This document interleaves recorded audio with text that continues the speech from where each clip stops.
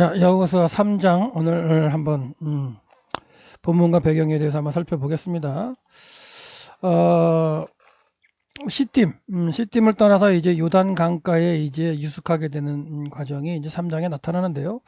유숙하면서 아직 그 요단강을 건너가지 않고 3일 동안 이제 요단 강가에서 이렇게 유숙하는 장면입니다.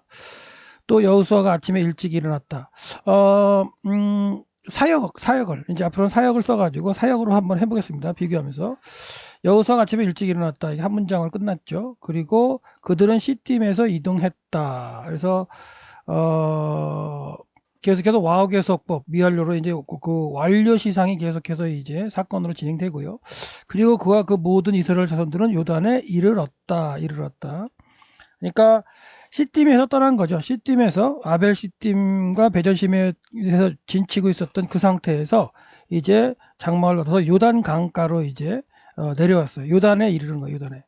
그리고 그들은 거기에 머물렀다. 계속 와우 계속법 미완료로 완료 시상을 가죠. 그리고 그들은 이제 건너지 않았다. 근데 여기 이제 미완료 형태로 돼가지고 아직 건너지 않은 미완료 상태니까 그거 맞죠. 그래서 미완료 상태로 미완료로 써서 건너지 않았다라고 돼서 이제 문장들이 진행이 돼서 완료 시상의 문장이 하나, 둘, 셋, 네 개가 쓰고요. 끝에 이제 그들은 건너지 않았다라고 해서 미완료 문장으로 이제 써가지고 표현이 되는 문장인데 여기서 이제 여호수아가 아침에 일찍 일어났다는 표현 가운데 이제 샤캄과 보케르가 이제 두 단어가 쓰여가지고 아주 일찍 준비하고 있는 여호수아의 모습을 보여주는데 이런 어떤 그 두 단어를 같이 쓰여가지고 아침에 일찍 일어났다는 표현들은 여리고 정복할 때도 등장하고요. 아간 사건으로 이제 그 사건을 처리할 때도 등장하고 아이성 정복할 때도 등장을 합니다. 그래서 여호수아가 아침에 일찍 일어나가지고 하는 그런 준비하는 모습들이 이제 일어나고 그 다음에 이제 번역을 보면 이제 약간의 문제는 그와 모든 이스라엘 자손들과 함께 더불어 이 문장이 이제 원래 원문에서는 세 번째 문장하고 연결되는데 그걸 또 이제 두 번째 문장이랑 또 그 함께 연결해서 이게 그러니까 시딤에서 떠나 요단에 이르렀다 이걸 이제 같이 처리해 버린 거죠. 그래서 직역을 하면 그들은 시딤에서 이동했다. 그리고 그와 모든 이스라엘 자손들은 요단에 이르렀다. 이렇게 해서 별 차이는 없지만 그와 모든 이스라엘 자손들에 걸리는 게 이제 떠났다에 걸리는 게 아니라 이르렀다에 걸린다는 거, 그 정도만 보시면 되겠습니다. 이스라엘 자손은 요단강에 이제 3일을 머물게 돼요. 3일을 머물게 되는데 요단강을 건너는 때가 이제 10일입니다. 10일 날 건너가기 때문에 3일을 머물렀다면 이제 9, 8, 7 거꾸로 하면 7, 8, 9에 머물렀다는 걸 볼 수가 있겠죠. 3일을 머물렀고요. 재미있는 건 이제 그 머물렀다는 표현 가운데 룬이라는 단어를 썼어요. 룬이라는 단어는 이제 투숙하다, 묵다, 밤을 지내다 뭐 이런 형태의 의미로 쓰여지는 거고요.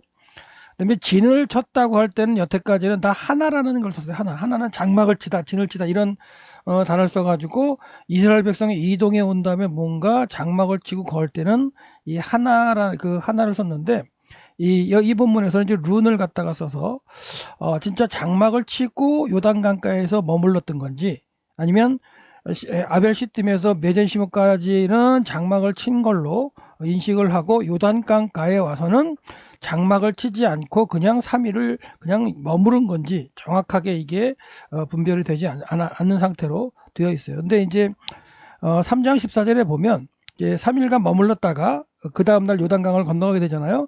그때 요단강을 이제 건너가는 그때 요단강가에서 출발할 때 여기서 또 다시 나사라는 단어를 써요. 이 나사라는 단어는 뭐냐면 하나는 장막을 치는 거예요. 장막을 쳐서 그 말뚝을 받겠죠. 장막을 쳐서 말뚝을 받게 되는데 장막을 치고 거하게 되는데 나사는 뭐냐면 이 박았던 말뚝을 뽑아내는 거예요. 뽑아내서 떠나게 되는 출발하게 되는 때에 나사를 쓰게 되는데 여기서 3장 14절에서는 또 이제 나사를 써가지고 출발하는 그런 모습으로 이제 부정사 형태를 쓰기 때문에 여기서 장막을 또 치고 머물었는가 이런 것들이 이제 고민을 해봐야 할 대목이죠. 진을 칠 때에 장막을 치고 이제 진을 친 그런 형태로 민수기의 그 33장에 등장하는 그런 모습의 이제 진친 모습을 볼 건지 아니면 요단 강가에 머무르는 것은 그냥 3일 동안 유숙하면서 장막 치지 않고 머무는 걸로 룬이라는 단어로 이제 해석할 건지 그거를 이제 해석과 함께 이제 그 그죠. 해석하는, 번역과 함께 해석하는 사람들의 의도에 따라서 풀면 됩니다. 그래서 마지막으로 진친 거는 어떻게 보면 베저시모부터 아벨시틴까지 진을 치고 모아평지 진친다는 표현으로 등장하고요. 여기서 이제 그 모세가 신명기 말씀을 그 선포한 걸로 이제 다 인식이 돼요. 여기를 이제 모아평지라고 이제 여러 본문에서 모아평지 진을 쳤다 그러면 베저시모부터 아벨시틴까지라고 이제 많은 본문들이 얘기를 합니다. 근데 이제 지금 우리 요한복음 여호사 3장의 사건은 요단강이 이렇게 흘러가면 그 시팀에서 떠나서 요단강가로 더 내려와서 요단강가에 이렇게 머물고 있는 3일 동안 유숙하는 그런 표현을 썼어요. 근데 표현을 썼을 때 여기도 장막을 치고 머물렀느냐 아니면 3일 동안은 그냥 장막을 치지 않고 그냥 유숙을 했느냐 그런 차이라는. 근데 둘 다 가능한 의미로 룬이라는 단어를 써서 그렇죠? 룬이라는 단어를 써가지고 이제 머물렀다는 그냥 유숙했다는 번역이 갈 수도 있게 했고요. 그 다음에 나사라는 단어를 써가지고 그렇죠? 나사라는 단어를 뭐라 했어요? 장막을 쳤던 그 말뚝을 뽑고 떠나는 그런 형태가 14절에 쓰여 있기 때문에 이 머무를 때는 룬을 쓰고요. 떠날 때는 또 나사를 썼던 그런 걸 차이가 있다는 걸 좀 생각하시면 되겠습니다. 제가 뭐라고 여기서 이렇게 딱 칼같이 이렇게 정의를 내려서 할 수는 없고 상황을 다 이제 설명해 드리고 여러분들이 좀 더 연구하셔가지고 어떤 의미가 맞을까를 갖다가 한번 본다면 민수기 33장에서는 민수기 33장에서는 모압 평지에 진을 쳤던 걸 마지막 진을 친 걸로 이제 표현을 합니다. 그리고 아까 이제 모압 평지에 진 쳤다는 거는 아벨시팀부터 베델시못까지의 그 진을 쳤던 그걸 이제 나타낸 상황이라고 했어요. 그래서 그런 어떤 내용들은 좀 더 이제 우리가 다른 시간에 여호사 3장의 사건과 넘어가기 때문에 그건 나중에 또 한번 찾아보도록 하고요. 그 다음에 이제 사흘을 머물렀죠. 사흘을 머무른 후에 진중에 두루 다니며, 그러니까 이제 사흘이 하면은 이게 이제 어떻게 보면 뭐냐면 저녁이 지면서 해가 지고 저녁이 되면서 이스라엘 백성들은 날짜가 바뀌잖아요. 그러니까 해가 지며 저녁이 될 때 그때 이제 3일이 정도가 지나가고 그 다음에 이제 그 저녁이 될 때 진중에 다니면서 뭐 하냐면 준비해라 이렇게 얘기했을 수 가능성이 있죠. 그래서 해가 지기 전 어스름한 그때에 이제 내일이면 하나님께서 이제 너희 큰 이사를 행할 것이다 이렇게 얘기를 하면서 정결케 하라는 그런 얘기를 하는 과정인데요. 관리들이 진중을 두루 다니며 그래서 그리고 직역을 하면 그리고 이런 일이 3일 끝에 있었다. 3일 끝에 있었다. 그리고 관리들이 진 가운데 두루 다녔다. 그래서 이 성경에요. 이 3일 요단강가에 왜 3일을 머물까 이렇게 생각했을 때 이 성경에 이제 3일 사건이 엄청나게 많이 나와요. 제가 찾아본 것만 해도 30가지 이상의 이제 3일 사건이 나오는데 이 3일로 언급된 사건들을 이렇게 좀 분석하다 보면 뭔가 일정한 기간을 정해져 가지고 기다리는 기간이라든가 아니면 그것이 끝나거나 어떤 뭔가 좀 완성되는 의미의 이 사흘의 의미가 있는 것으로 이게 분석이 돼요. 사흘. 그래서 사흘이라는 게 참 많습니다. 그러니까 감옥에 갇혔다가 꺼내는 거 사흘이고요. 뭐 사흘 후에 그 다음에 야곱과 그 삼촌의 그 거리를 3일 띄운다든가 그러니까 3일이라는 어떤 그런 의미가 참 의미가 있는 것 같은데 여기서 이제 요단가에서 3일을 유숙하는 그런 과정이 있었다는 거. 근데 일장을 할 때도 그랬지만 이스라엘 백성의 진치는 그 백성들의 그 진쳐오는 그가 시내산 밑에서 진치는 걸 하나님께서 말씀하셨고 그 이후로부터 모압 평지까지 진칠 때까지 진의 형태를 이렇게 하나님 이렇게 가르쳐 주셨어요. 예, 유이스 이게 맞습니다. 지난번에 여기 이제 바뀌어 있었는데 유다, 이사갈, 스불론 이렇게 있는 게 유이스가 맞고요. 이렇게 진을 쳐 있었을 텐데 아마도 마지막 진을 쳤다고 민수기에 30장에 등장하는 아벨시팀부터 베저시므까지 이렇게 친 걸 알 수가 있고요. 그 다음에 이제 그 다음부터는 이렇게 치지 못했죠. 그러니까 요단강가에 진을 이렇게 천막을 치고서 진을 쳤는지 안 쳤는지 알 수도 없지만 만약에 천막을 안 쳤다면 이렇게 당연히 진을 칠 수가 없고 천막을 치고 있었을지라도 갓 지파하고 르우벤 지파는 이동하지 않을 가능성이 있죠. 왜 동쪽 땅에 이미 이제 진을 갖다가 받았기 때문에 므낫세 이브레일 지파하고 그렇기 때문에 어떻게 보면 이제 아벨 시딤에서 베델시몬까지의 진을 친 형태로 존재했던 건 마지막 진이라는 걸 볼 수가 있고요. 그다음에 요단강가에서 이제 머무르는 3일 동안에는 뭐 장막을 치고 거하더라도 이렇게 하나님께서 그 말씀하셨던 대로의 진 형태는 아니었을 가능성이 있죠. 그리고 요단강을 건너가서 길갈에 진을 칠 때에도 그 이후에 이제 진을 칠 때에도 이런 형태로의 진을 칠 수가 없었다는 거. 그거를 이제 1장에서 이제 얘기한 것처럼 말씀을 드렸고, 그다음에 1장에서 얘기한 다음에 뭘 알아드렸냐면 그게 이제 그 아브라함에게 약속하셨던 땅에 들어가 가지고 이제 하나님께서는 12지파를 다 들어가게 해서 분배하려고 하셨을 텐데, 아브라함에게는 이렇게 와디엘 아르시 이 애굽강부터 이 위에 이제 유프라테스 강, 잘 안 보이나요? 빨간색으로 바꾸시고요. 예, 여기 이제 애굽강이 있어요. 와디엘 아리시라고 여기서부터 그다음에 이제 그 유프라테스강 여기까지의 이쪽 요단강 계곡지대 서편 땅을 하나님께서 이제 약속하셨다고 이제 볼 수가 있겠죠. 이런 식으로 이렇게 약속하셨는데 두 지파 반이 이 동편 땅에서 이렇게 분배를 이렇게 받잖아요. 뭐 받았고 아홉 지파 반이 이제 이렇게 해서 분배를 받게 되는 아홉 지파하고 이브렐 지파가 이 서편 땅에서 받게 되는 과정인데 정작 그 정복하고 나서 분배할 때 나중에 이제 여호수아에서 이제 취한 다음에 나누게 되죠. 그 땅의 모습을 보면 이런 식으로 보면 두 지파 반이 동쪽에서 분배를 받고 요단강을 중심으로 해가지고요. 서쪽에서 이렇게 봤는데 뭐 단 지파, 납달리, 그 다음에 이제 아셀, 스불론, 이사갈, 그 다음에 문하세 반 지파, 에브라임 단 지파, 그 다음에 베냐민, 시몬 지파 이런 이제 분배를 받지 않고 유다 지파 이제 섞여서 살아 유다 지파. 그래서 이제 아홉 지파하고 반 지파가 이렇게 서쪽에서 분배를 받는데 이들이 분배받은 땅은요 아브라함에게 약속하신 땅의 북쪽 부분은 정복하지 못하게 돼요.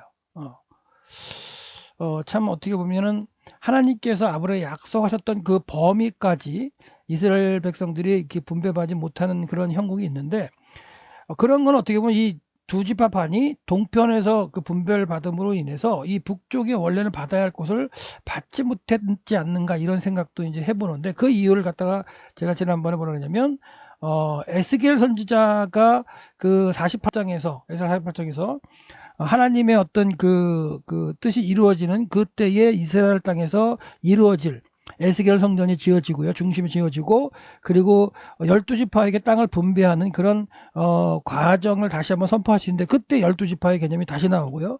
이때는 보면 단지파가 가장 북쪽에 분배받게 되는데 그게 하맛어기라는 곳이 있는데 이 하맛어기가 유프라테스강 있는 근처거든요. 그리고 지금 오른쪽에 있는 분배받았던 땅, 요거는 이제 갈릴리 바다의 좀 위쪽에 있는 지금의 이제 레바논보다도 밑에 쪽에 이제 분배를 받은 거예요. 그렇다면 여기까지가 이제 분배받은 형태가 되겠죠. 여기까지 이제 분배받은 형태라 이 윗부분은 아브라함에게는 약속했지만 정작 여호수아 시대에 정복 전쟁을 하면서 분배받은 땅에는 속하지 않았어요. 그 이후에 왕국 시대에 들어가서 다윗 솔로몬 시대까지 가도 이 북쪽까지 완전히 정복하고 땅을 영토로 만들었다 이렇게 보기는 좀 힘들어요. 근데 분열왕국 이후에 남유다도 망하고 그 다음에 1차 포로로 잡혀간 중에 그 가운데 이제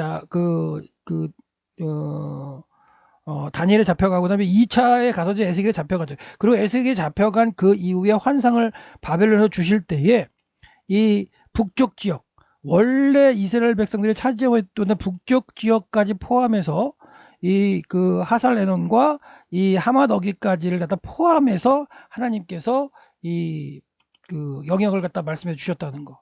읽어보시면 다를 읽지 못하고 에스겔 48장 1절만 한번 본다면 모든 지파의 이름은 이와 같으니라. 북쪽 끝에서부터 헤들론길을 거쳐 하맛어기까지 그렇죠? 그리고 이제 지나서 다메섹 경계에 있는 하살레논까지. 예, 다메섹은 요 밑에 있고요. 하살레논까지 여기까지 해가지고 하나님 북쪽 경계까지 땅을 갖다가 이렇게 하셔가지고 단 지파에게 이제 맨 위에 부셨고 그 다음에 아셀 지파, 납달리 지파, 문하세 이렇게 주죠. 그래서 여기서도 이제 12지파의 개념. 이미 에스겔 시대에도 12지파의 개념은 무너지긴 했죠. 왜? 북이스라엘 10지파가 아수르에 망하면서 흩어져가지고 섞여 살았잖아요. 그리고 이제 남유다인 유다와 이제 그 베냐민이 이제 남아있지만 이들이 이제 포로로 잡혀가는 과정이 있었고. 하지만 이런 시대에도 하나님께서는 이제 12지파의 개념을 끝까지 가져가시고, 그 다음에 포로 기환할 때 에스라 느헤미야서에서도 12지파의 개념이 남아있지요. 그리고 계시록에까지 가도 12지파의 개념이 남아 있습니다. 그래서 이 그 에스겔에 등장하는 이 영역에 대해서 뭐 여러 학자마다 이제 그리는 방법 가운데 이렇게 북쪽 땅을 이렇게 넓게 그리는 사람도 있어요. 근데 이렇게까지는 좀 보기가 좀 애매하고, 하나님께서는 이 요단 계곡지대의 서쪽 편을 통해서 이런 식으로 아마 아브라함에게 약속하셨던 가능성이 있겠죠. 그래서 일단은 하나님께서 정하신 에스겔의 어떤 환상에 보여주는 성전, 에스겔 성전을 중심으로 북쪽에 이제 7지파가 분배받게 되고요. 남쪽으로 5지파가 분배받게서 12지파가 이렇게 이제 쭉쭉, 그렇죠? 동서로 갈라져서 된 그 땅들을 분배받게 되는 그런 형태로 말씀하고 계세요. 예. 그러니까 여호수아 시대에 분배했던 그런 지형의 그 상태에서 바뀐 모양을 알 수가 있고, 그 다음에 왕국 시대까지 차지하던 이 북쪽의 땅도 에스겔 선지자의 그 환상 가운데는 들어가 있다는 거. 그리고 이 지역은 아브라함에게 약속하신 그 땅의 경계에는 분명히 들어가 있다. 그래서 창세기 15장 말씀을 읽어보면요, 아브라함과 더불어 연회장에서 세워 이르시되 내가 이 땅인데 애굽강에서부터, 와디엘 아르시, 여기 애굽강이에요. 애굽강에서부터 그 큰 강 유브라데죠. 여기까지죠. 그래서 유브라데가 이제 걸쳐 있는 그 지역까지 해서 하맛 어기까지 하나님이 이제 주시겠다고 말씀하셨는데, 거기가 이제 겐 족속이고 그니스 족속, 그 다음에 감몬 족속, 헷 족속, 브리스 족속, 르바 족속, 아모리 족속, 가나안 족속, 기르가스 족속의 땅을 갖다가 주시겠다고 약속하셨는데, 이 주셨던 땅을 여호수아 시대에 이스라엘 백성들이 완전히 주신 범위까지 차지하지 못했다. 그것은 어떻게 보면 동쪽에서 이미 이제 두 지파 반이 그걸 요구해서 얻었기 때문에 아마 북쪽 땅은 거기까지 가지 못했지 않았을까, 이런 생각도 해보는데, 하여튼간 팩트만 한번 말씀을 드렸고요. 그래서 다시 한번 이제 설명을 드리면, 그래서 진 배치하는 것과, 그 다음에 이제 진 배치가 이제 어떻게 보면 아벨 시팀부터 베데시모까지 시팀 골짜기에서까지가 이제 진의 형태로, 하나님의 명령 진의 형태로 진을 치고 이제 거했다라고 말씀을 드리고요. 요단강까지 와서는 그 진대로 진을 치지 못했다. 요거는 이제 제가 분리해서 설명을 드렸고, 그 다음에 이제 하나님께서는 이제 유숙하는 그들에게 이제 요단강 건너는 방법을 알려주세요. 근데 3장 3절부터 13절까지가 하나님께서 말씀해 주시는 내용이고, 14절부터 17절까지가 실제로 그 말씀대로 건너가는 장면이에요. 그렇다면 실제로 건너가는 장면을 설명하는 것보다도 하나님의 말씀으로 주어지는 내용을 더 길게 기록하고 있어요, 여호수아가. 그 차이점도 좀 아시고 그 이유가 뭘까도 한번 생각해 보시면 좋을 것 같아요. 그러니까 미리 이렇게 말씀해 주신 게 그대로 이루어졌다는 건데, 그 그대로 이루어졌다는 내용 자체는 그렇게 길지 않게 기록하고 있고, 하나님께서 이제 여호수아를 통해서 이 백성들에게 길게 건너는 방법이나 그대로 이제 행할 것, 순종할 것을 이제 기록하고 있습니다.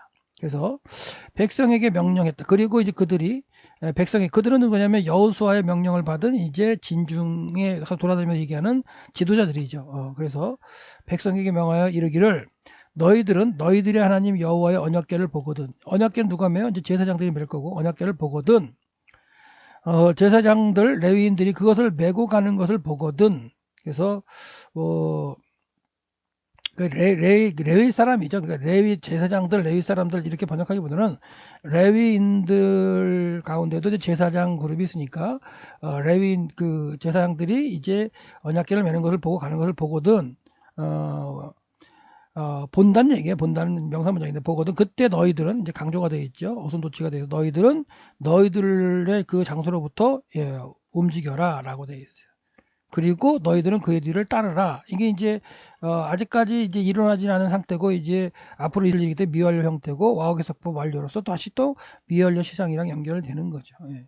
그래서 이런 상황으로 이제 지금 백성에게 그들에게 명했다라는 건 말은 했다는 거잖아. 그러니까 한 거기 때문에 완료 시상으로 와우계속법 미완료를 쓰는 거고요. 그 말에 하는 내용, 전달되는 내용은 앞으로 이루어질 일이고 아직까지 완료가 안 된 거기 때문에 미완료 시상으로 이게 전달되고 있다라고 보시면 되겠고요. 오직 너희들은 그 사이의 거리가 중요하죠. 그래서 중요하기 때문에 이제 강조가 되어서 어순도체가 강조가 되어 있고요. 그 거리가 2000규빗이 될 것이다 라고 이제 되어 있고요. 너희는 그것에게로 가까이 하지 말라. 뭐예요? 언약궤겠죠. 언약궤를 맨 제사장에게 이렇게 떨어지는 거기 때문에 2000규빗 떨어지는 거 그게 이제 필요하겠죠. 근데 재미있는 건 뭐예요? 광야 여정을 갈 때는 3일을 먼저 가서 이제 언약궤가 앞서갔다 이런 표현도 있어요. 그리고 맨 앞에 언약궤가 이제 간 거는 있죠. 그래서 언약궤가 가는 모습이 맨 앞에 이제 언약궤가 있죠. 언약궤가 있고 그 다음은 이제 그 유이스 이 지파들이 이제 따라갔고 그 다음에 그 언약궤가 딱 도착하면 그 다음에 장막을 갖다 그 성막을 펴야 되잖아요. 그래서 성막을 운반하는 이제 게르손과 무라의 자손들이 이제 따라가고요. 그 다음에 르벤, 시몬, 갓 지파가 이제 따라간 다음에 이게 이제 성막이 이제 치워지면 그 다음에 성물을 집어넣어야 되겠죠. 그래서 성물을 운반하는 고앗 자손이 이제 따라가고, 그 다음에 에무베, 다라납 이런 식으로 이렇게 광야에 행군하는 그리고 진을 치는 배치를 갖다 하나님께서 말씀하셨는데 이런 식으로 이제 언약궤가 먼저 가서 3일을 먼저 가서 그들이 진을 칠 장소를 찾기도 했었죠. 근데 이제 지금은 상황이 다르죠. 요단강을 건너는 상황이기 때문에 그렇게 3일을 먼저 가는 게 아니고 이제 바로 이제 그 다음 날 1월 10일 날 언약궤가 출발하는 걸 보고는 너희도 출발해야 되는데 거리는 2000규빗 정도 되게 해라 라고 이제 한 1km 정도 떨어지는 그런 과정이 되겠죠. 이렇게 말씀하셨고요. 왜냐하면 너희들이 그 전에 그 길을 지나가지 않았기 때문이다 라고 이제 말씀하시면서 떨어져서 건너갈 거를 이제 쫓아갈 거를 얘기했고요. 그다음에 이제 언약궤를 제사장이 매는 과정이 이제 되는데 모세가 여호수아와 제사장 상들에게 말할 때 이제 그 언약궤를 매는 장면이 있고 요단강 건너갈 때 제사장들이 언약궤를 맺고요. 또 여리고성 정복할 때도 제사장이 언약궤를 메고 맨 앞에 갔죠. 그 다음에 또 세겜에서 이제 에발산에 단을 두고 율법을 낭독할 때도 나중에도 이렇게 되고요. 솔로몬 성전에 언약궤를 옮길 때도 제사장들이 이제 언약궤를 맸던 그런 상황이 있는데 언약궤는 제사장이 매야 되는 게 정상인 거죠. 예. 그렇게 한번 보시고 그 다음에 예. 그 다음에 이제 그렇게 보거든 너희들로 쫓아가라. 언약궤를 매는 그 제사장이 언약궤를 메고 이제 요단강을 갖다가 가는 걸 보면 너희도 이제 따라가라. 그 대신 2000규빗을 두어라 라고 얘기를 했고요.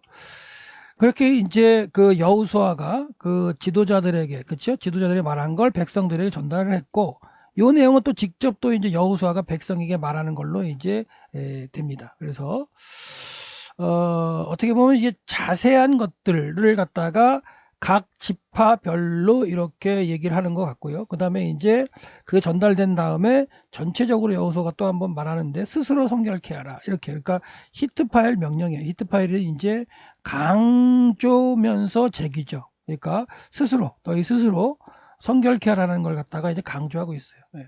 그래서 여기도 성결케 하라를 여기 좀 강조라는 색으로 요 색으로 표현했어야 되는데 예, 히트파일 명령이니까. 그래 왜냐하면 내일은 어수이도쪽에서 강조가 되어 있고요. 여호와께서 너희들 가운데 기이한 일들을 행하실 것이기 때문이다 라고 말씀을 이렇게 선포를 하면서 성결케 하라. 이 날은 이제 뭐냐면 9일 날이 되겠죠. 10일 날 건너가게 되니까. 그래서 9일 날 3일 동안 머무는 마지막 날 이제 그 여호수아가 성결케 하라고 명령을 내리고요. 그리고 또 제사장들에게 여호수아가 또 말했죠. 뭐라고 말했어요? 이르기를 너희들은 언약궤를 매라. 매라. 이거는 지금 이제 이루어지는 순간이 아니고 이제 해야 할 일을 가르쳐 주는 거죠. 너희들 매라. 그리고 백성 앞에서 건너가라.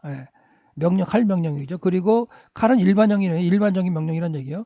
그리고 언약궤를 그리고 이제 그들이 들어 올렸다. 그리고 그들은 백성 앞에 갔다. 그래서 이게 상황이 섞여 있긴 하죠. 예, 예. 지금 이게 근데 아직까지는 그 직접적인 행동이 일어나는 상황으로 묘사되는 건 더 후반이에요. 그래서 13절부터 14절부터이기 때문에 여기는 이제 명령을 내린 게 그 백성들이 이렇게 한번 언약궤를 들어 올렸다는 걸 다시 한번 여기서 한번 기록하게 하지만 하여튼간 명령이 있는 가운데 제사장들이 언약궤를 맺고 백성들 앞에 나갔고 그 백성들은 2000규빗을 떨어져서 이제 걸어가고 있는 건너가게 되는 그런 과정을 이제 묘사하게 되는 건데 이것은 이루어지는 일 자체는 14절부터 기록되고 또한 4장에 기록되거든요. 그러니까 이거는 계속해서 여호수아가 이제 하나님의 말씀을 전하는 것으로 이제 보시면 됩니다. 그리고 이제 여호와께서 또 여호수아에게 말씀하셨어요. 내가 오늘부터 시작하여 너를 온 이스라엘 목전에서 크게 할 것이다. 내가 모세와 함께 했던 것 같이 너와 함께 할 거야. 그래서 이제 오늘부터가 이게 이제 1월 11일 가능성이 크긴 하죠. 예, 그렇죠? 예.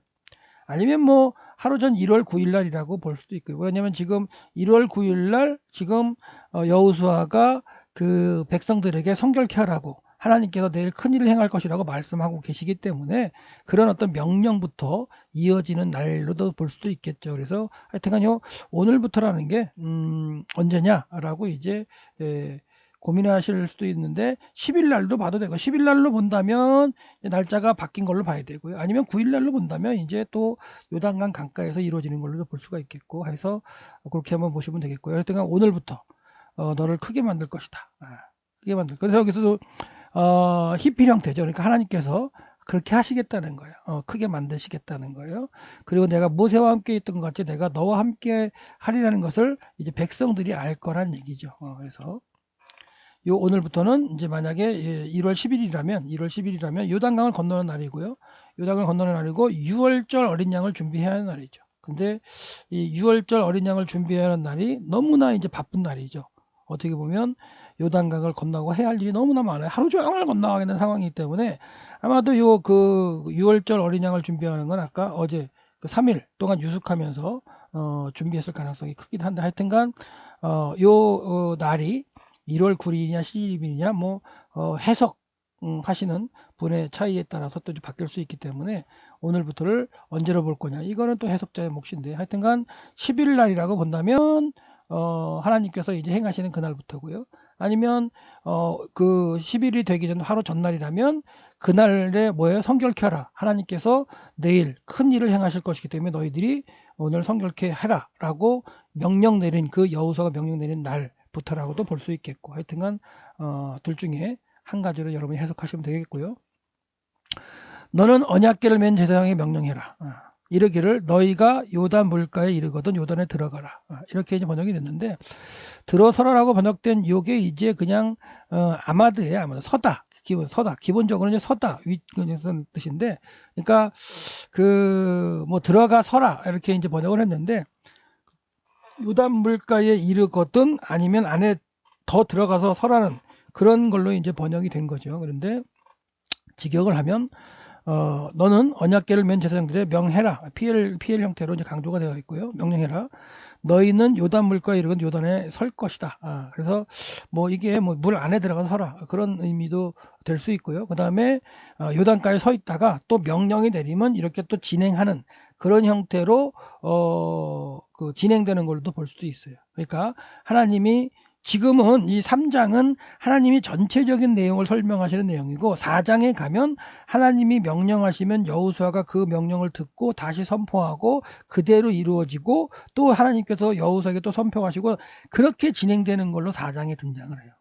전체적으로 다 하나님께서 말씀해 주셨다고 해가지고 직접 이 10일 날 이 요단을 건넌 사건이 일어날 때 그냥 여호수아가 다 계속해서 명령하는 게 아니라 그때마다 여호수아를 통해서 하나님이 말씀하시고 여호수아는 또 백성들에게 선포하거나 제대로 선포해가지고 그대로 순차적으로 이루어지는 하나님의 말씀이 선포되고 그게 여호수아를 통해서 선포되죠. 그리고 백성들이 움직여지는 그래서 여호와의 말씀도 이루어지고 여호수아도 백성들 앞에 진짜 하나님의 말씀을 전하는 모세처럼 그렇게 해가지고 이 요단강을 건너는 사건으로 여호수아가 이렇게 백성 앞에 보여지게 되는, 이렇게 우뚝 서게 되는 그런 어떤 하나님의 역사를 보여주는 상황이 됩니다. 그래서 여기도 지금 보면 계속해서 하나님께서 미리 말씀해 주시는 내용과 지금 이루어졌던 사건이 섞여 있는 그런 모습으로 이제 진행이 되고요. 정작 진짜 사건이 일어나는 걸 기술을 한 거는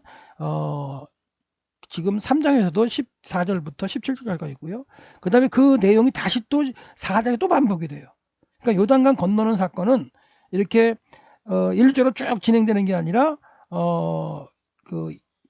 일단 이 건넜다 끝난 다음에 또 다시 또 4장에 또 설명이 되는 그런 식으로 이제 진행이 되는 걸 염두에 두시고, 여호수아가 그렇게 요단강 건너간 사건을 자세하고 또한 반복해서 기록하고 있다는 걸 한번 생각하시면 될 것 같아요. 그리고 이제 여호수아가 이스라엘 자손에게 이제 명령하죠. 그러니까 지금 하나님의 말씀을 제사장에게 이제 선포했고요. 그 다음에 다시 두 번째 이제 이스라엘 자손에게 선포하는 거죠. 그래서 이리 와라. 여기서 이런 말했다. 이 가까이 오라 명령을 내렸고요. 그리고 너희는 너희 하나님의 말씀을 들어라. 그래서 이제 하나님의 말씀을 전달을 하는 거예요. 또 이것도 이루어진 그런 상태. 그러니까 지금 여호수아가 3장에서 기록하는 방법은 이미 하나님의 말씀이 주어졌고 그 말씀을 백성들에게 가르쳐 주고, 그러다음에 그게 또 실제적으로 이루어진 것처럼 기록하기도 하고, 그렇죠? 그렇게 하면서 13절까지 이끌어가요. 그리고 14절부터 17절까지 그 말씀대로 요단강을 건너가겠다는 사실을 또 선포를 합니다. 그리고 또 4장 가서는 또 요단강을 건너가는 사건을 또 자세하게 또 설명을 해요. 네, 그런 과정이라는 게 여러분들이 이제 본문을 보면서 이해를 하시면 되겠고요. 뭐라고 얘기하느냐면 살아계신 너희 하나님이 너희 가운데 계신다. 그래서 뭐라고 말했냐면, 여기서도 지금 본문의 원문에 보면 여호수아라는 주어가 있어요. 여호수아가 있는데 여기서는 이제 생략이 되어 있고요. 말했다. 이것으로는 뭐냐면 요단강을 건너가는 그 사건이겠죠. 그것으로 너희가 살아계신 너희 하나님이 너희 중에 계시다는 걸 알게 될 거다라고 얘기하는 거예요. 이제 앞으로 이루어질 일이죠. 그렇죠? 그는 너희 앞에서 가나안 족속과 헷 족속과 히위 족속과 브리스 족속과 기르가스 족속과 아모리 족속과 여부스 족속을 반드시 쫓아내게 하실 것이다. 하나님께서 쫓아내실 거예요. 그래서 반드시라고 번역이 됐는데 이것도 이제 야라시의 부정사 절대형이 써가지고 이 야라시의 부정사와 쫓아내시다는 게 이것도 야라시예요. 야라시. 그러니까 그게 뭐냐면 히브리어에는 이 같은 동사를 반복해 쓰죠. 근데 앞에 쓸 때는 이걸 동사의 부정사 형태를 써가지고 동사의 부정사 형태와 동사 형태를 나란히 써가지고 강조하는 방법이에요. 그걸 이제 동종 목적어라는 표현을 쓰는데, 그게 우리말로 번역할 때는 진짜 이렇게 쓰면 쫓아내실 것이다 직역하면 이렇게 되겠죠. 근데 그걸 이제 우리말 번역으로는 반드시라는 어떤 강조될 수 있는 부사를 써가지고 이렇게 번역을 한다는 거니까 아주 강조되어 있는 거예요. 반드시 쫓아내실 것이라는 그거를 볼 때 동종 목적으로 강조가 되어 있다. 여기 아브라함이 이렇게 약속하신 땅은 아까 이제 설명을 드렸는데 또 다시 반복을 하고 있죠. 그렇죠? 그대로 그러니까 여기도 이제 모든 족속이 같이 써있진 않아요. 똑같은 족속이 써있진 않아요. 그래서 여기서 보시면 뭐 기르가스 족속, 뭐 그다음에 가나안 족속, 여부스 족속, 요거는 같죠. 그러고 보니까 여부스, 그다음에 기르가스, 뭐 그래서 여기가 히브헷, 보통 우리 가나안 7족속이라고 얘기를 하는데 여기가 히브헷 이렇게 외우게 되는데, 거기에 이제 플러스 알파로 된 그 족속들이 있어요. 그래서 여기는 더 많은 족속들을 이제 설명하고 있는데, 간몬 족속도 있죠. 여기에 이제 간몬 족속이 있나요? 여기는 간몬 족속은 없죠. 그러니까 그 하나님께서 아브라함에게 약속하셨던 그 시기와 또한 이 여호수아가 정복하는 시기의 어떤 차이점도 있을 수 있겠죠. 그런 어떤 차이점과도 어떤 족속들은 차이가 날 수 있지만 하여튼간 그 약속하셨던 범위는 하나님께 약속하셨던 범위는 애굽강에서 애굽강부터 이제 유브라데 강에 이르는 지역까지 약속하셨다는 거. 그걸 갖다 정복하지 못했던 건 이제 설명을 드렸고, 그래서 하나님께서 말씀하셔 주셨던 그 약속의 땅의 범위를 정복했던 그런 시절은 거의 이제 왕국 시대, 솔로몬 시대까지도 확실하게 얻지는 못했다, 그런 말씀을 드렸고요. 하지만 에스겔 선지자를 통해서 바벨론 포로기 때에 하나님께서 이제 이 약속의 땅을 갖다가 이스라엘 백성에 다시 한번 약속하실 때는 아브라함에게 약속하셨던 그 지역까지도 12지파에 의해서 분배받을 걸로 동쪽 서쪽으로 이렇게 나누어진 그런 모습으로 말씀하고 계신다. 그 정도만 할게요. 자, 보라. 보라. 모든 땅의 주의 언약궤가 너희들 앞에서 요단강으로 건너간다. 선포예요, 선포. 명사문제의 선언이죠. 그러니까 지금 건너가고 있는 게 아니라 건너갈 거라는 얘기죠. 선언이 건너간다.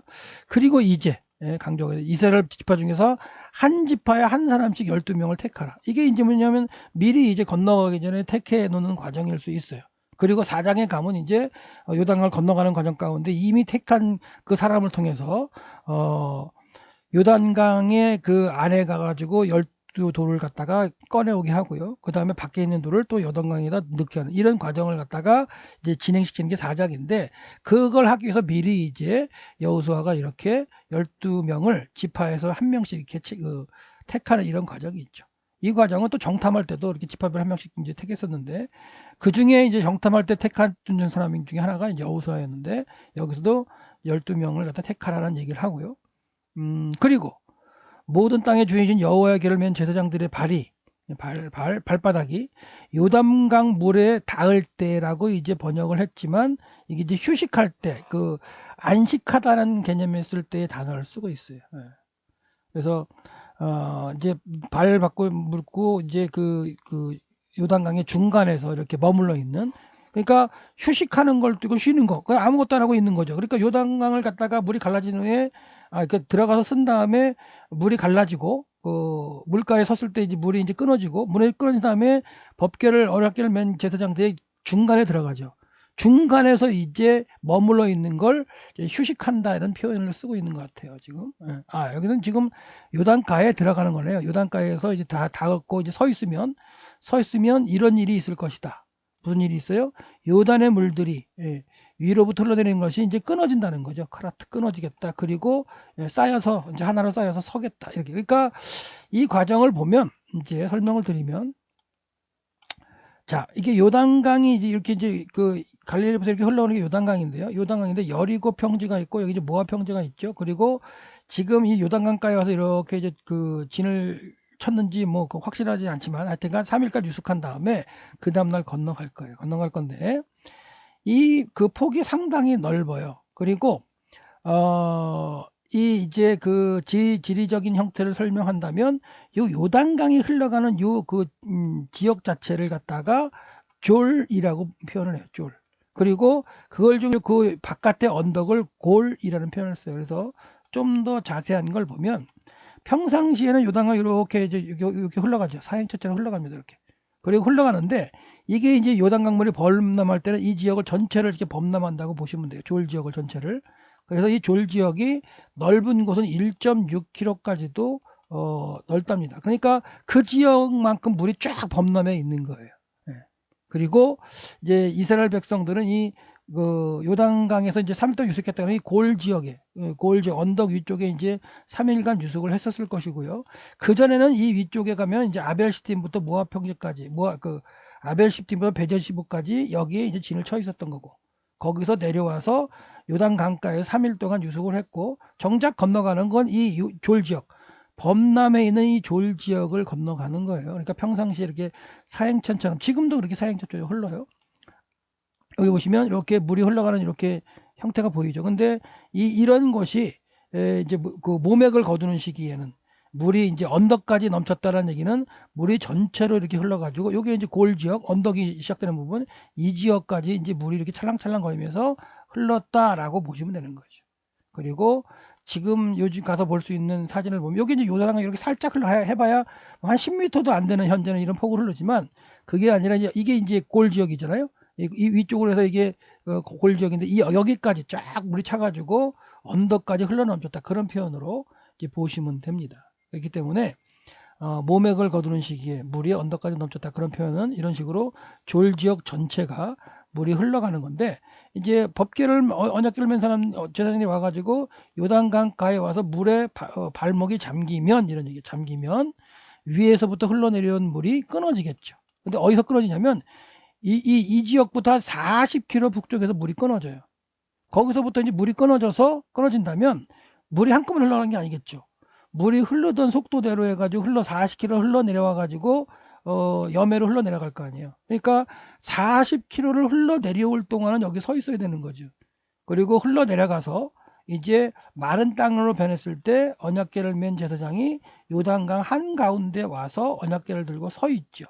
서 있으면 이스라엘 백성이 쭉쭉 해서 다 이렇게 한꺼번에 도열을 한 다음 쫙 한꺼번에 건너가는 그런 형태가 되고, 건너가서 이제 여호수아의 지시대로 또 12명들이 또 언약궤를 맨 제사장들 발 밑에서 일을 하는 게 4장에 등장한다는 거예요. 그래서 지금 언약궤를 맨 제사장들은 이 지금 그 3일 동안 유속했던 이 지역에서 백성들이 이제 보는 가운데 언약궤를 메고 먼저 가서 요단강 물에 이르거든 강가에 이르거든 들어가서 서 있어라 이런 거예요. 도도히 흘러가는 그 물 가운데 서 있어. 그러면 물이 끊어지겠다. 그래서 이스라엘 백성을 대표해서 언약궤를 메고 가는 제사장이 물에 들어가서 서야 그때야 끊어지는 거예요. 그리고 이 물이 끊어져서 흘러가기까지 서 있다가 완전히 아라바 쪽에서 이제 그 여매로 이제 흘러가 버리면 이제 마른 땅이 되고 가운데 들어가 서게 되는 그런 과정으로 이제 여러분들이 보시면 됩니다. 그래서 백성들에게 얘기를 했고 제사장들에게 또 얘기를 한 가운데 이건 백성들이 얘기하는 거죠.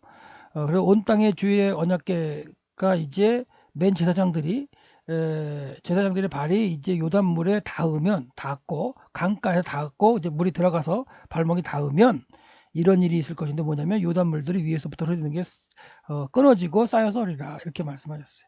그 얘기 설명드렸고요. 자, 그 다음에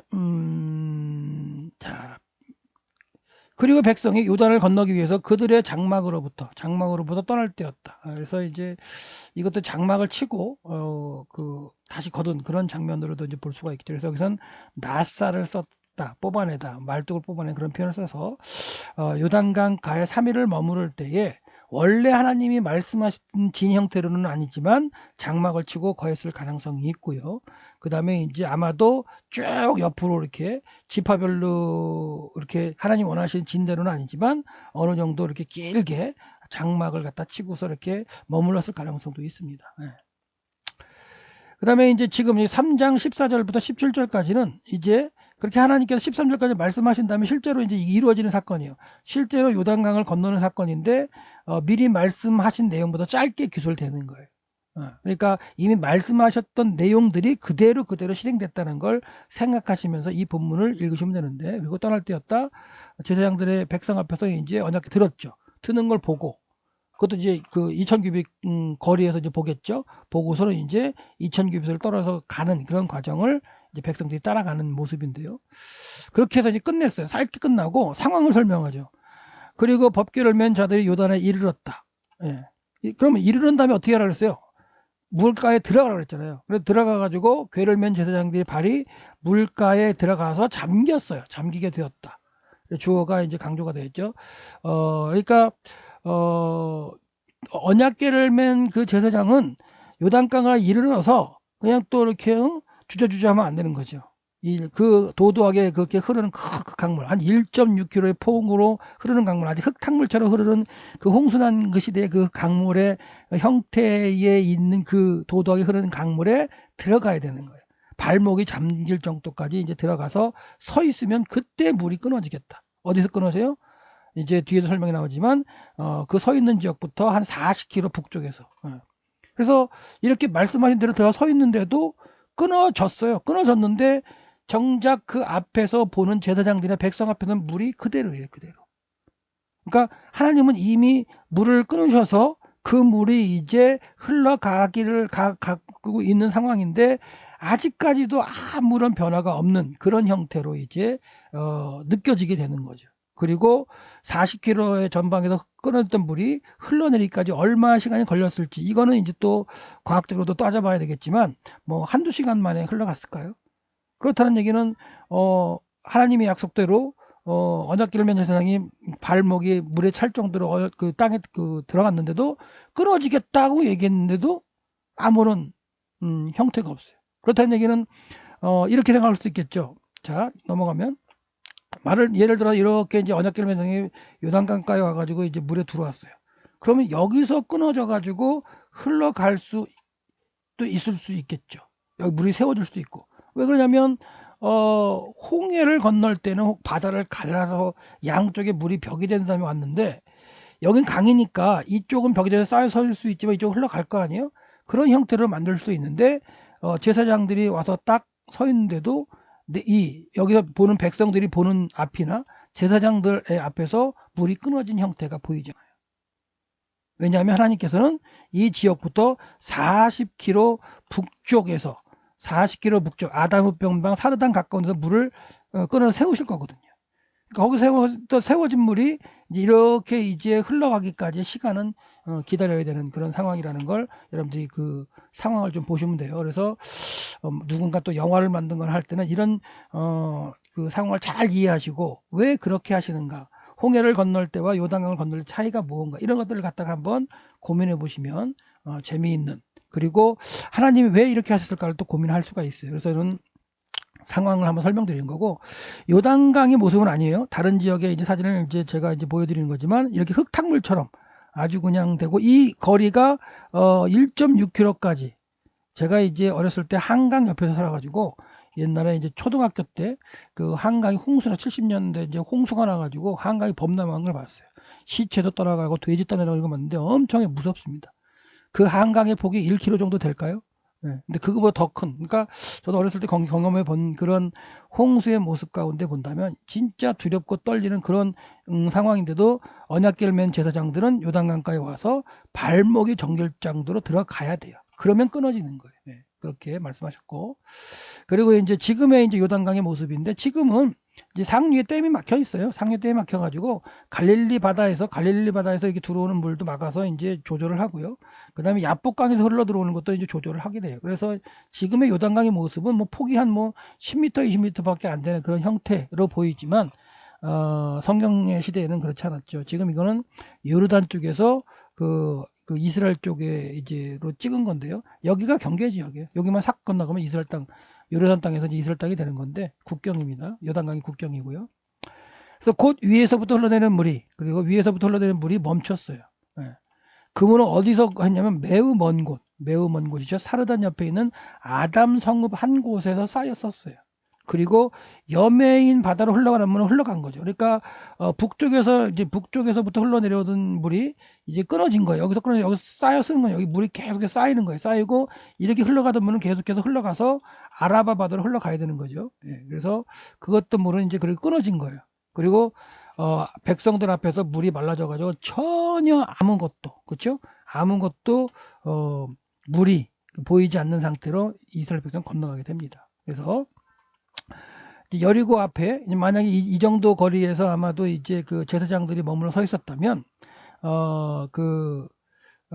여매로부터 한 40km, 직선거리 40km 정도는 아담의 변방, 여기서 이제 물이 쌓여 서는 거죠. 그러니까 여기서부터 이게 흘러내리는 물이 흘러가기까지는 시간이 꽤 걸리는 상황이라는 걸 이해하시면 되겠고, 그동안도 믿음으로 기다리지 못하는 사람들은 아마도 뭐야, 아무것도 일이 안 벌어지잖아, 뭐야 어제 요단강에 제사장이 물이 들어가면 물이 끊어진다고 했는데, 그러면서 어떻게 보면 한 서너 시간의 기간을 참지 못하고 또 입방아 찢는 사람들이 있었을지는 모르겠지만, 하여튼간 그런 과정이라는 거, 물이 흘러가는 것까지는 시간이 있었다라는 거. 그래서 이제 아담읍 변방 사르단 가까운 곳, 이렇게 여기 이제 야복강이 흘러내려오고요. 여기 티리사 계곡도 이제 물이 흘러나오긴 하긴 하죠. 그래서 이 양쪽에 물이 이렇게 갑자기 이제 흘러내려서 여기 댐이 막히기도 했던, 그래서 물이 이렇게 쌓여서는 그런 형국이 있었다고도 합니다. 세 번. 그러니까 1267년과 1546년, 그 다음에 1927년에 8시간 동안 끊어지고 2일간 물이 흐르지 않고 12시간 동안 물이 끊어졌던 그런 사건들도 있었다는데, 이것도 이제 이렇게 자연적으로 일어날 수 있는 상황인데, 하나님께서도 자연적으로 일어났다고 생각할 수도 있지만 자연이 일어나는 그 상황을 그 시간대 하나님이 하신 것도 하나님의 역사인 거죠. 제사장, 언약궤를 맨 제사장이 물에 딱 들어 발목이 잠겼을 때 이제 끊어지게 하시는 그런 어떤 사건이 있었다라고 보면 되고요. 그 끊어진 사건에 대해서 이제 시편에서도 시편 기자가 이제 그 기록하고 있죠. 바다가 보고 도망하고 요단강 물러갔다. 요단강 물이 끊어진 사건을 얘기를 하고 있죠.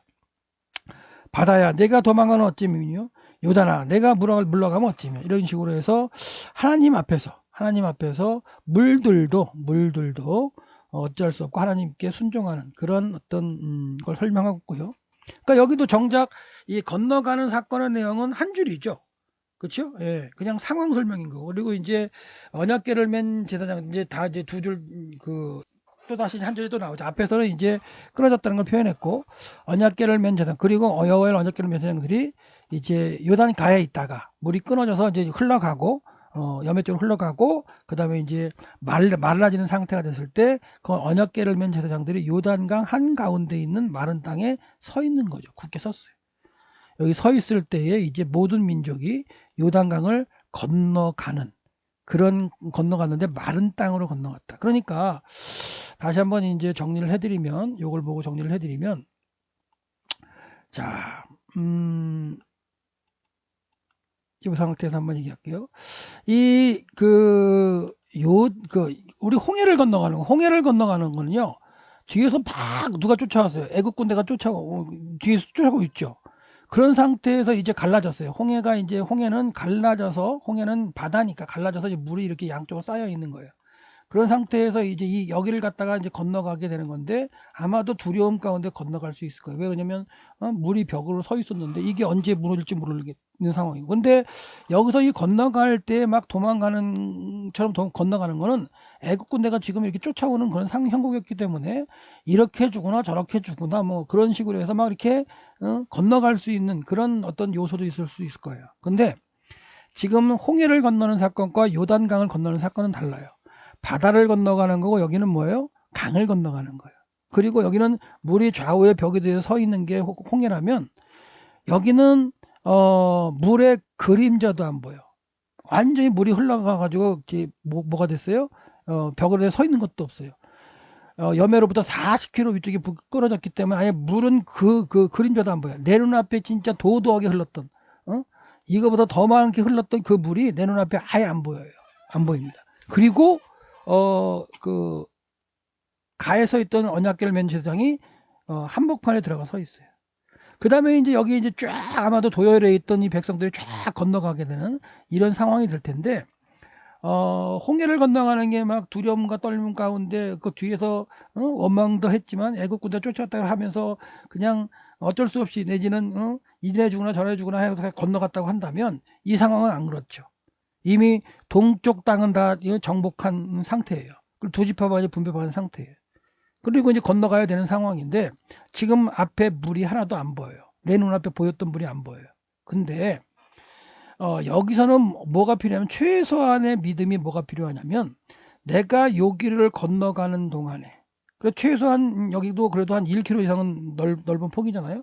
그러니까 여기를 건너가는 동안에 물이 다시 흘러내려오지 않겠다는 생각이 있으면 건너갈 수 있는 거죠. 최소한 그 믿음은 있어야 돼요. 네, 그렇죠. 네.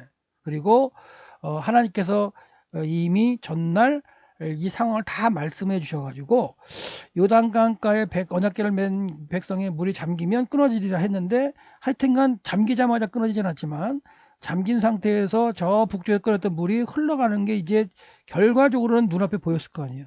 물이 점점 줄어들고 흘러가면서 흘러간 이후에 물이 없고 또한 이 땅이 말라진 모습까지 보이고 그 다음에 하나님의 말씀대로 언약궤를 맨 백성들이 가운데 이렇게 서 있는 제사장이 서 있는 그런 상황에서 이제 믿고 건너가면 되는 그런 상황까지 벌어져서 백성들이 쫙 해서 건너가는 모습으로 이제 생각하시면 됩니다. 그래서 3장에서는 아주 간단하게 이 건너가는 장면을 기술하고 있어요. 어떻게 보면 두 절은 설명이고 두 절은 요단강물이 끊어지고 백성들이 건너갔다 라고 하면서 네 절을 통해서 이제 14, 15, 16, 17 네 절을 통해서 건너가는 장면을 간단하게 설명하고 오히려 하나님께서 건너가는 상황에 대해서 여호수아를 통해서 말씀해 주는 길게 기록이 되어 있어요. 그렇죠? 그건 이제 또한 여호수아의 또한 기록의 의도인데 이렇게 해서 이미 건너간 것처럼 이제 표현을 했어요.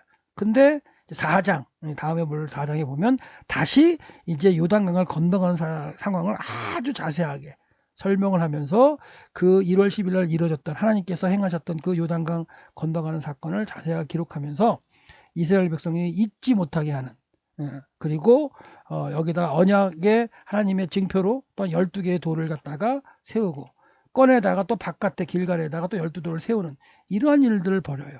그 모든 일들을 하는 가운데 끝날 때까지 언약궤를 맨 제사장들은 가운데 서 있는 거예요. 이 참 큰 믿음이 있어야 되겠죠.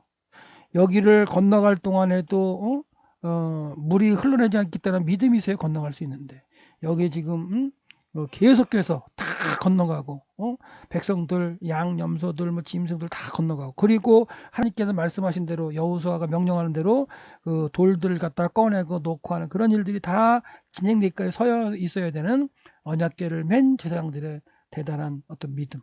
그리고 마지막으로 이제 하나님께서 이제 다 끝났다, 너희들 올라와라, 그때에 올라오게 되는 과정. 그리고 4장에 보면 제사장의 발이 언덕에 이렇게 올라올 때에 물이 여전히 흘렀더라, 이런 표현이 나와요. 그건 나중에 또 우리가 살펴볼 텐데, 영화에서도 보면 그런 게 있죠. 물이 쫙 흘러나와 주인공이 딱 올라가서 쫙 흘러가는 모습.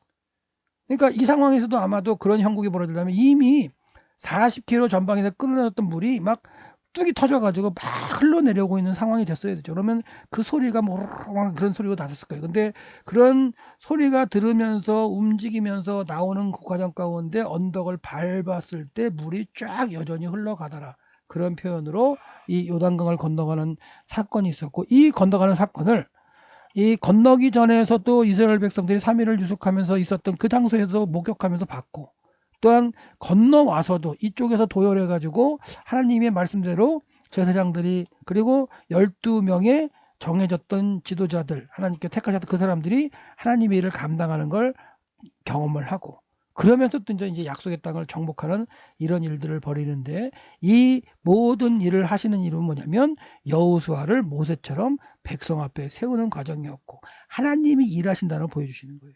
하나님이 말씀하시면 그 말씀을 여호수아가 전달하고, 그 전달을 들은 백성과 제사장들이 그대로 순종하면 일이 이루어진다는 걸 체험하게 하기 위해서 하나님은 요단강을 건너가게 하셨습니다. 요게 여호수아 3장의 내용이라는 거 생각하시고, 여러분께서도 여러분의 공동체 내에 백성인지, 또한 내가 언약궤를 맨 제사장의 입장인지, 아니면 12명의 하나님의 일을 감당해야 할 사람인지, 여호수아처럼 하나님의 리더로서 이끌고 가는지, 그런 어떤 상황에 놓여 있는지를 기도하시면서 어떤 일을 맡겨주실 때 순종할 수 있도록 그런 다짐하는 그런 여호 3장을 갖다 읽는 그런 그 읽고 깨닫는 하루가 되시기를 소망합니다.